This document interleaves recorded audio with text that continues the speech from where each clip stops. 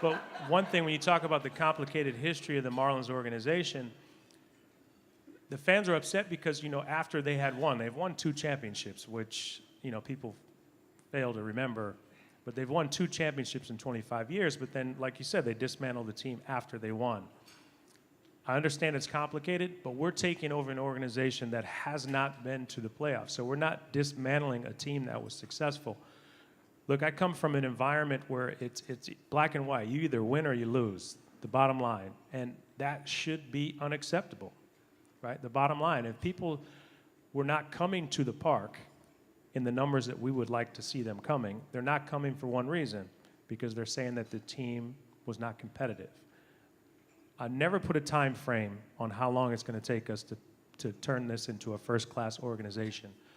We will turn it into a first-class organization, but I think when you put a time frame on things, you're telling your players that it's okay to lose. Every person that we put in a Marlins organization is a Major League Baseball player. And every single time that you put on that uniform, you have a chance to improve, and more importantly, you have an opportunity to help the team win that particular day. So we will be competitive. It should irritate every single player in the organization when somebody says that our team will not be competitive and we're expected to lose. Because if you're expected to lose, that is the wrong mindset, and this will not be the place for you to play. All right. Just so I can let the folks know who have queued up, Derek has a meeting he's got to get to in West Palm Beach, so this will be the last question. We'll let him exit. Sorry, folks, I know, but go to the stadium and you might see him there.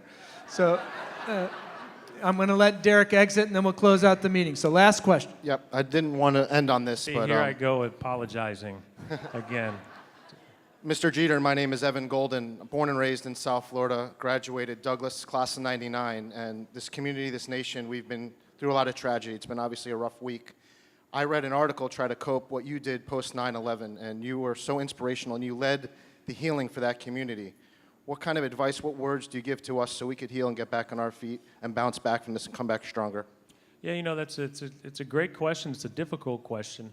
You mentioned 9/11. For us, we knew playing in New York that we couldn't change the events that had occurred, but all we could possibly do was give fans an opportunity to, we looked at it as we're distracting the fans for 3 hours a night.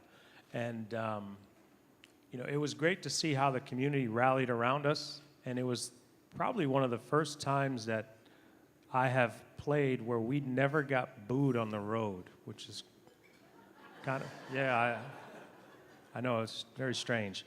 But we didn't get booed on the road because I think sports has that great ability to bring people together. And, the fan base in New York really rallied around us on September 11th. Look, it was horrific events that happened last week. Nothing will change that. You can't change that. You can learn from it. But, hopefully over time you find something to cheer for, something to distract you from what actually occurred. And post-September 11th, we were able to do that as a baseball organization. And but it's very. Thank you very much. I think we will do our part. Ladies and gentlemen, Derek Jeter.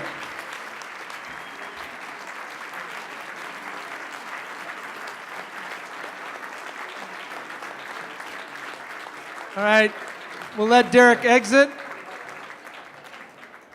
And I want to thank all of our sponsors, BB&T, our presenting sponsor, and everyone. Have a great rest of the week. We are adjourned.